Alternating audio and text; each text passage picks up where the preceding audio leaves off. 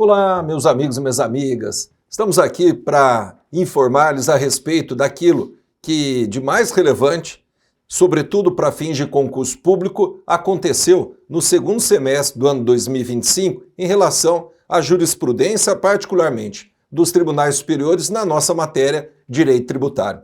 Meu nome é Renato De Preto e nós veremos, portanto, aquelas atualizações que nos parecem fundamentais diante do contexto, do cenário de jurisprudências do STF e do STJ ao longo do segundo semestre do ano de 2025.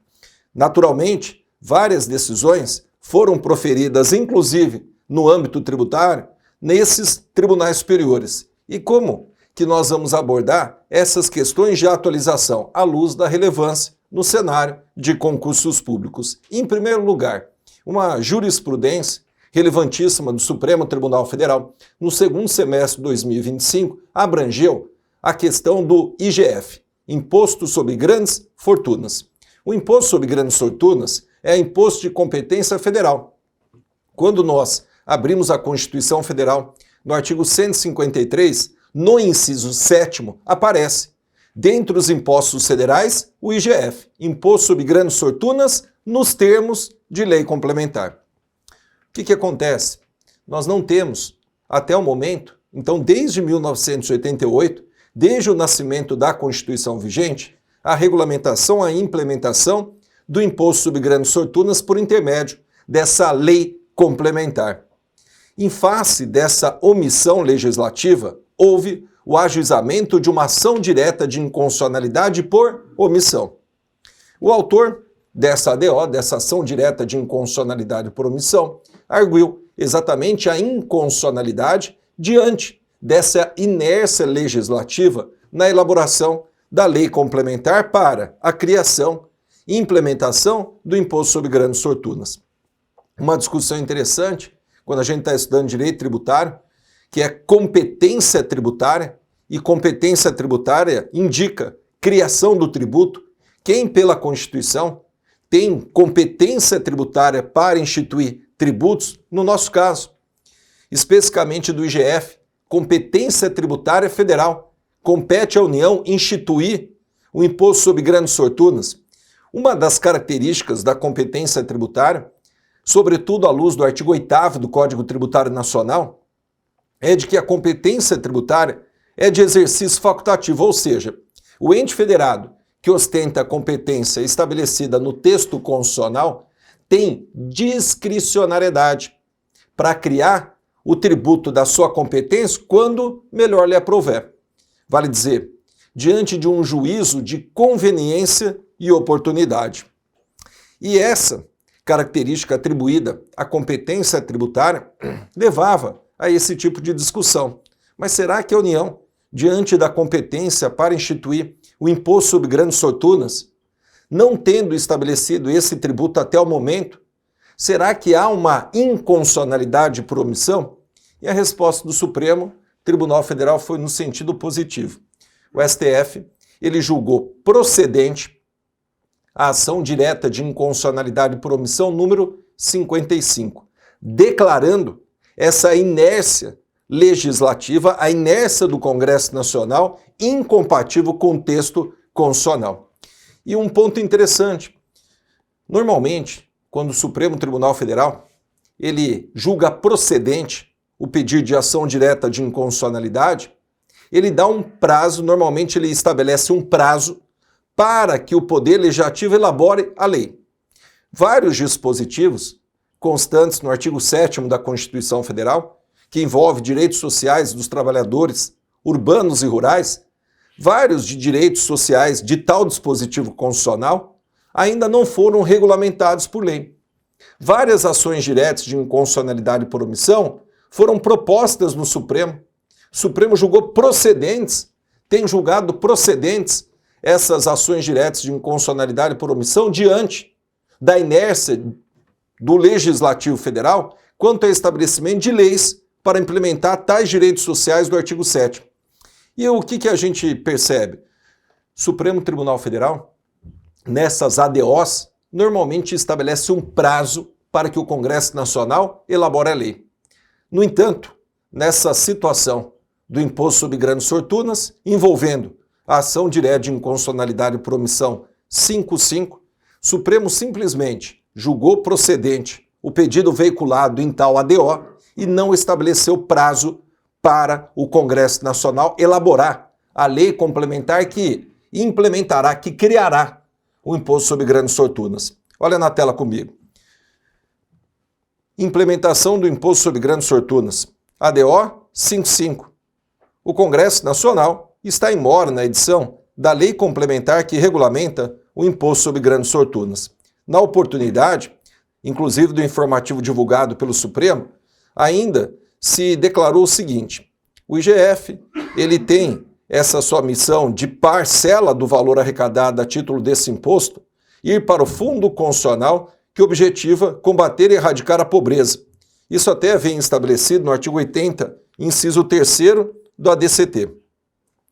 Continua o Supremo a omissão legislativa em um contexto de equilíbrio fiscal sensível, com constantes pressões por corte de gastos e redução das despesas da União, compromete não apenas a arrecadação potencial, mas a própria eficácia dos direitos fundamentais assegurados pelo texto constitucional. Artigo 3º, também do texto constitucional.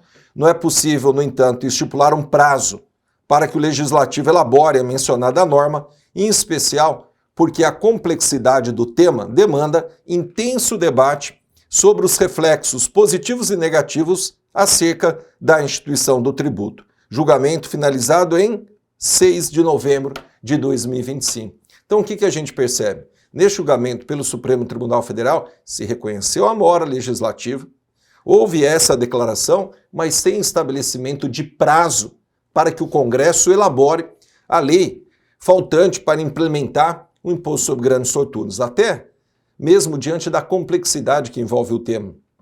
Quando a gente lê na íntegra o conteúdo veiculado nesse informativo pelo Supremo Tribunal Federal, nós conseguimos perceber como o tema de fato é complexo. Esse tema ele pode ensejar fuga de investimentos no país. Então o Supremo falou, há necessidade de uma agenda, inclusive internacional, para se aferir qual deve ser a melhor forma de implementação desse imposto sobre grandes fortunas. A gente não sabe. Primeiro, qual vai ser a base de cálculo? Então, o que é a grande fortuna? Haverá necessidade dessa lei complementar estabelecer o que será reconhecido como grande fortuna, a questão da alíquota. Qual será a alíquota do imposto sobre grandes fortunas? Qual vai ser a periodicidade de cobrança do IGF? Uma única vez? Mensal? Anual? Então são todos problemas que o Congresso Nacional terá que debater, discutir para a edição dessa lei complementar federal. Aliás, quando o Supremo Tribunal Federal julgou essa ação direta de inconstitucionalidade por omissão, periódicos da internet publicaram que o Congresso Nacional tem mais de 30 projetos de lei apresentados para a regulamentação do imposto sobre grandes fortunas. Tem 34 na oportunidade na Câmara, mais 4 projetos de lei complementar voltados à implementação do IGF no Senado Federal. Mas a complexidade em se estabelecer todos esses requisitos, esses elementos indispensáveis ao imposto sobre grandes fortunas, fez com que até hoje a gente não tivesse estabelecido tal imposto. Essa era uma primeira observação que nós gostaríamos de partilhar. Uma segunda atualização. Essa eu tinha falado rapidamente na atualização de 2025. Então, em meados de 2025, no meio do ano, porque o Supremo tinha acabado de decidir, mas ainda não tinha sido publicada a decisão envolvendo a taxa de segurança para eventos. O que acontece? A taxa, ela vem regulamentada no artigo 145, inciso 2º da Constituição. Nós sabemos que, pela leitura da Constituição, nós temos duas modalidades de taxa. Nós temos a taxa de polícia, que é a taxa decorrente do exercício do poder de polícia, e a taxa de serviço público. A taxa de serviço público é que enseja muito debate. A taxa de serviço público não envolve qualquer serviço público. Como aponta o Constituinte, o serviço público tem que ser específico e divisível. E uma grande questão envolveu exatamente essa taxa de segurança para eventos. Um determinado clube de futebol tem um jogo, então a gente sabe que haverá uma grande movimentação naquele estádio, ou naquele estádio haverá um show. Será que essa taxa para a segurança de eventos, por quê?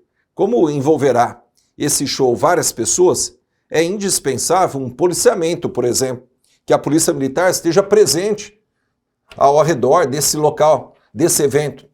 Então, a discussão era se cabia ou não a cobrança de uma taxa em face desse tipo de serviço público que estava sendo prestado em face do evento.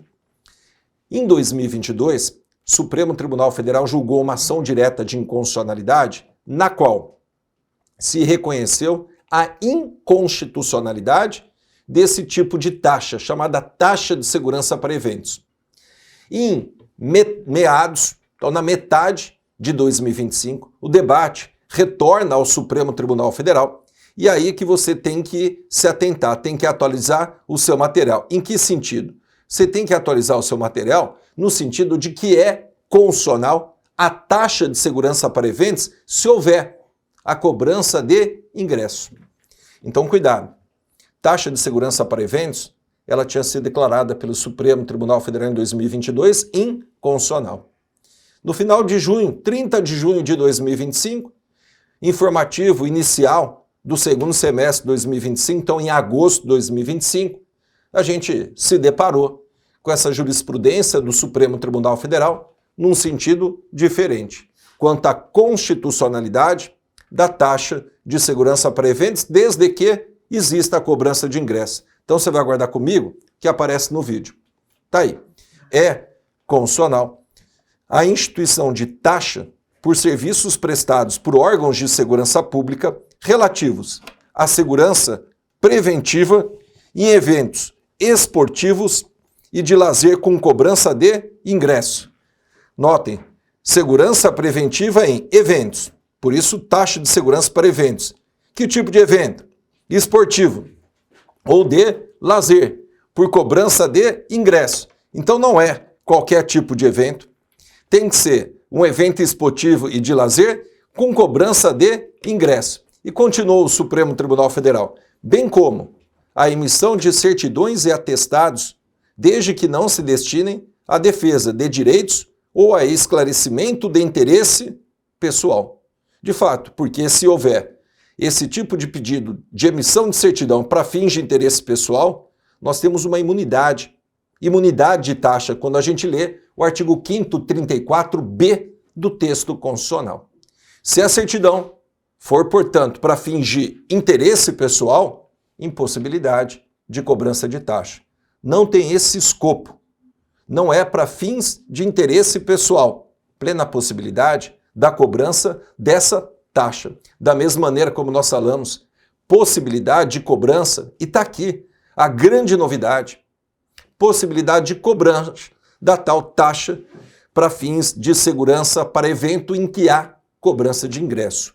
Cuidado, porque sendo jurisprudência atual, a gente sabe como o examinador, ele gosta de testar a atualização dos candidatos. O que você acha que vai acontecer logo mais? Esse tipo de questionamento, diante da resposta objetiva pelo Supremo Tribunal Federal, passará a ser exigida essa resposta da constitucionalidade da taxa de segurança para evento nas provas vindouras.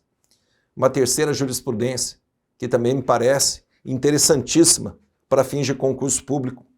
O Superior Tribunal de Justiça, então mudando um pouco de Tribunal Superior, duas primeiras dicas envolvendo o Supremo. Essa dica agora envolvendo o STJ.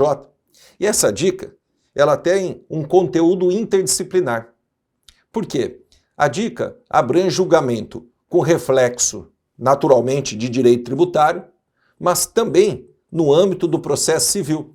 Um dispositivo do Código de Processo Civil que ensejou dúvida em relação à sua interpretação. O Código de Processo Civil, ele trata da gratuidade da justiça e ele trata igualmente da possibilidade de parcelamento das despesas processuais. E a questão é a seguinte: poxa, será que dá para parcelar taxa judiciária? sei se você se recorda, mas a taxa judiciária, ela tem natureza jurídica tributária. De fato, ela é uma taxa. É uma taxa decorrente de serviço público. Serviço público jurisdicional. Ingressou com uma ação judicial, qual é a regra? Vai ter que pagar taxa judiciária, vai ter que pagar custas iniciais, vai ter que pagar taxa de remessa e retorno, vai ter que pagar custas de preparo. Essa taxa judiciária, ela ostenta, como dissemos, natureza jurídica tributária, ela é taxa de serviço público. E o que fez o Código de Processo Civil?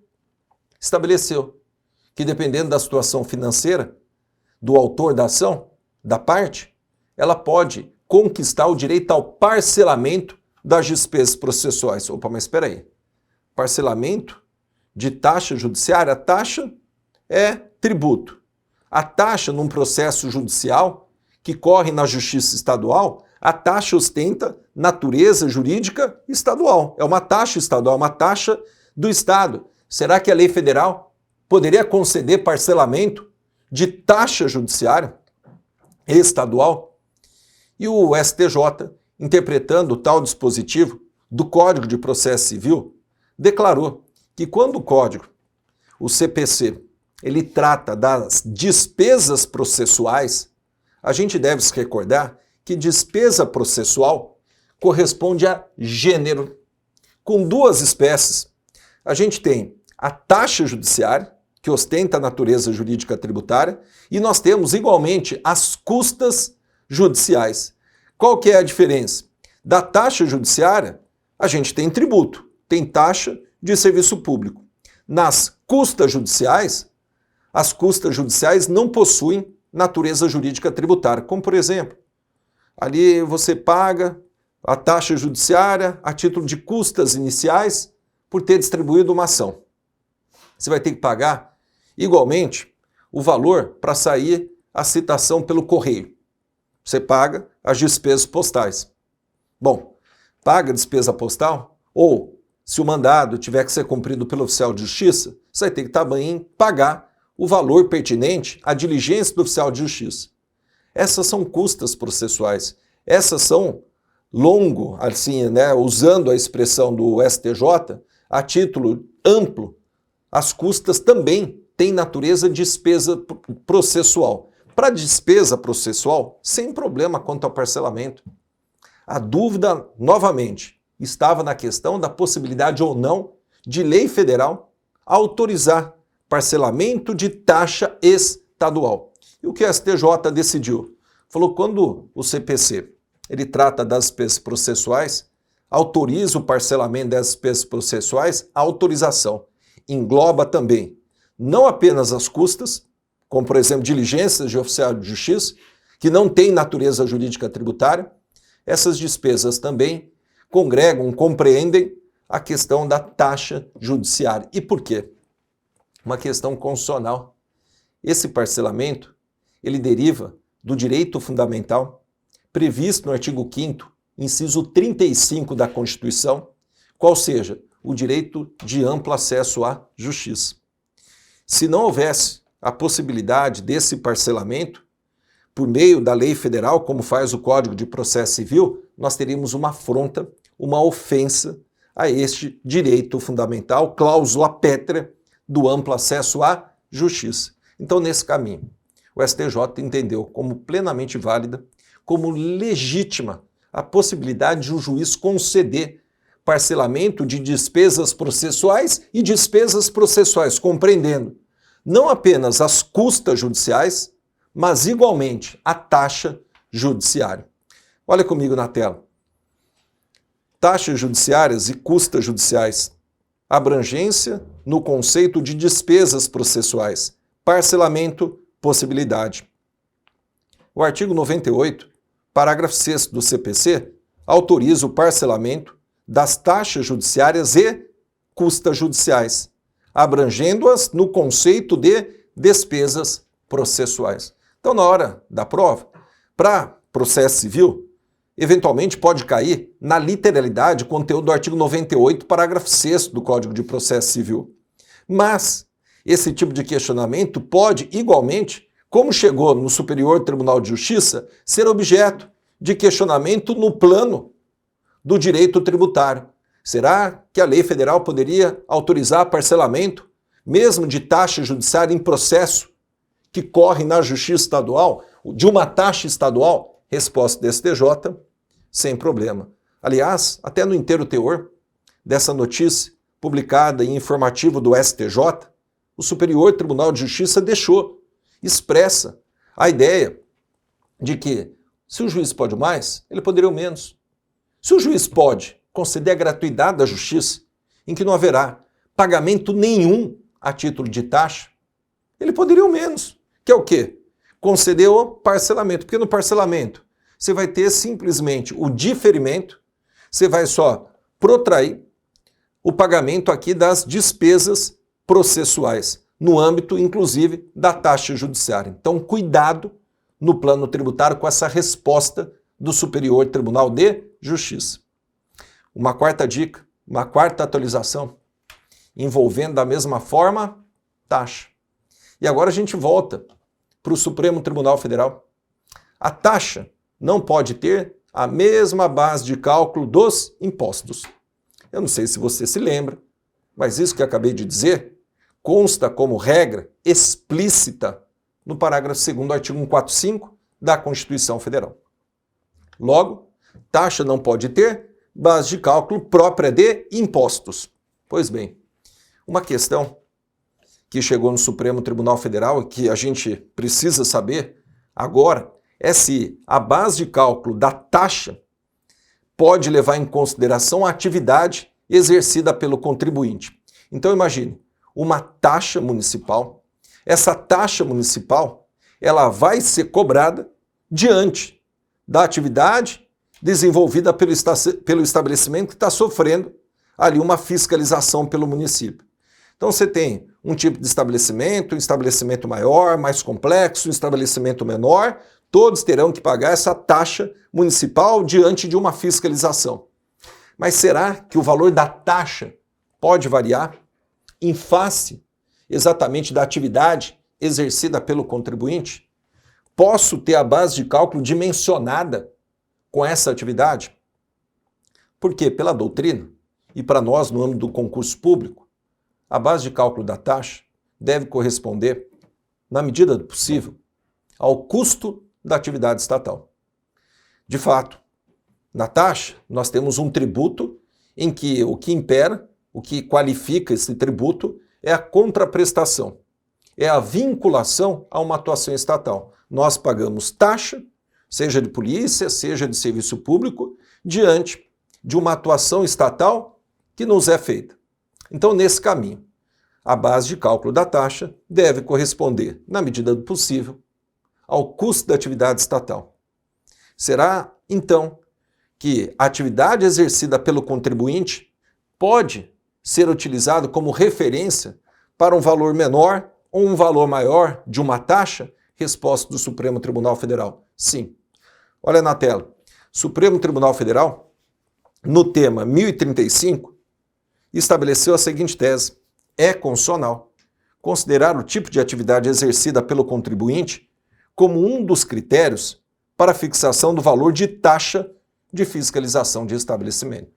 Logo, essa base de cálculo pelo tipo da atividade comercial desenvolvida pelo estabelecimento comercial é plenamente válida, plenamente viável de acontecer. Até mesmo no inteiro teor da notícia publicada pelo Supremo Tribunal Federal em seu informativo, nós temos o Supremo Tribunal Federal apontando que, dependendo do tamanho da empresa, do estabelecimento, a atividade estatal ela será maior. Se exigirá um maior esforço por parte do Estado numa fiscalização, que derivará na cobrança de taxa, esse valor da taxa pode ser maior. Assim, a lei municipal questionada do município de São Paulo, ela foi declarada como constitucional. Enfim, base de cálculo para fins de taxa pode levar em consideração uma cobrança diferenciada diante da atividade exercida pelo contribuinte. Poderia falar de uma outra taxa que ensejou discussão no Superior Tribunal de Justiça logo no primeiro informativo, publicado no mês de dezembro de 2025, envolvendo taxa de fiscalização sobre escritório de advocacia. O STJ, ele declarou a legalidade da taxa de fiscalização mesmo sobre escritórios de advocacia. O que queria a OAB? Não queria pagar essa taxa diante da Lei da Liberdade Econômica. A Lei de Liberdade Econômica estabeleceu a advocacia, os escritórios de advocacia como atividade de baixo risco. Então falou, olha, é de baixo risco, não dá para pagar uma taxa de fiscalização. O STJ falou, não, essa Lei de Liberdade Econômica, quando faz esse tipo de declaração, essa mesma Lei de Liberdade Econômica aponta que ela não tem incidência no âmbito tributário.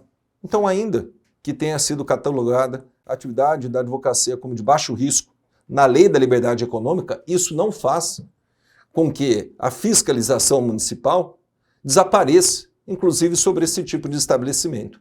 Assim, foi declarada a legalidade pelo STJ dessa taxa de fiscalização sobre escritórios de advocacia. Por que aí a gente está falando dessa questão? Porque olha quantas dicas de atualização a propósito de taxa. E saindo dessa espécie tributária, para não esgotar toda a atualização só nas taxas, nós tivemos também no âmbito do STJ a declaração de que o pedido de consulta, o requerimento de consulta veiculado por parte do contribuinte não suspende, não interrompe o prazo prescricional em relação à repetição do indébito tributário. Repetição do indébito tributário, pedido de volta aquilo que foi pago incorretamente, prazo, 5 anos. O contribuinte tem que tomar cuidado. Tem que tomar cuidado porque esse prazo ele é contado do pagamento que o contribuinte entende como indevido. Então, pagou. Ele pode pedir de volta, diante de uma irregularidade no valor pago a título de tributo, no prazo de 5 anos, aludido no artigo 68 do Código Tributário Nacional. Se nesse meio tempo, o nosso contribuinte ele apresenta um requerimento, protocola uma consulta tributária, será que essa consulta, até o seu desfecho, suspende, interrompe prazo de prescrição em relação a indébito tributário? Resposta do STJ: não. Olha na tela. Publicação, também informativo, do segundo semestre de 2025 pelo STJ.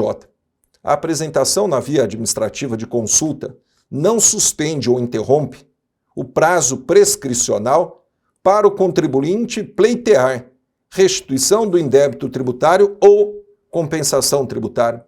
Sabe o que eu vou deixar para vocês? O conteúdo da súmula 625.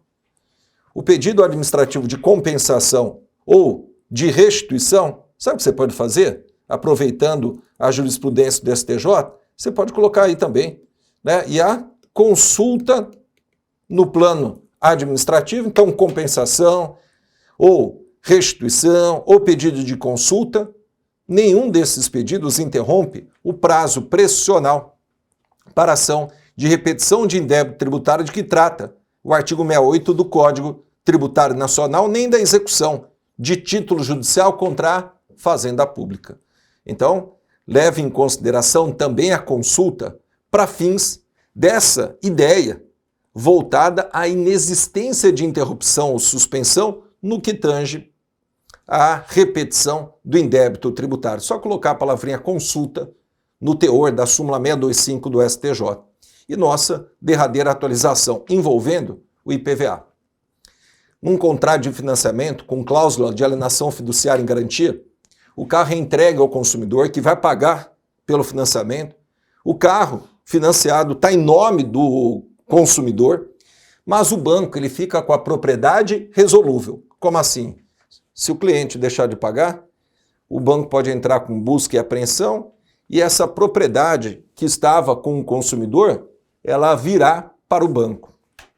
Será que em face desse tipo de contrato de financiamento com cláusula aí de alienação fiduciária em garantia, o banco que ostenta a propriedade resolúvel, ele pode figurar como contribuinte do IPVA? Resposta do STF: não. Olha na tela comigo. Tese para o tema: 1153. É inconstitucional a eleição do credor fiduciário como contribuinte ou responsável tributário do IPVA, incidente sobre veículo alienado fiduciariamente, ressalvada a hipótese de consolidação de sua propriedade plena sobre o bem. Então, só com a consolidação plena do bem é que existirá essa possibilidade. E, enfim, voltando à tela, olha que já tinha decidido o STJ. Quanto à IPTU, mesma ideia, o credor fiduciário, antes da consolidação da propriedade e da emissão na posse do imóvel objeto da alienação, não pode ser considerado sujeito passivo do IPTU. Então guarde, nem para IPTU, nem para IPVA, quando ainda existir mera propriedade resolúvel do banco, na maior parte dos casos, ele não responde. Enquanto o bem não voltar para sua propriedade, ele não responde pelo IPVA, não responde pelo IPTU, tratando-se de veículo automotor ou tratando-se de imóvel predial urbano. Nesse caminho, meus amigos e minhas amigas, eram essas as dicas que nos pareciam fundamentais a título de atualização do segundo semestre em direito tributário, à luz da jurisprudência do STJ e do STF. Muito obrigado por sua atenção, pela sua paciência, apoio aqui do André, e fico aqui à sua disposição para eventuais dúvidas.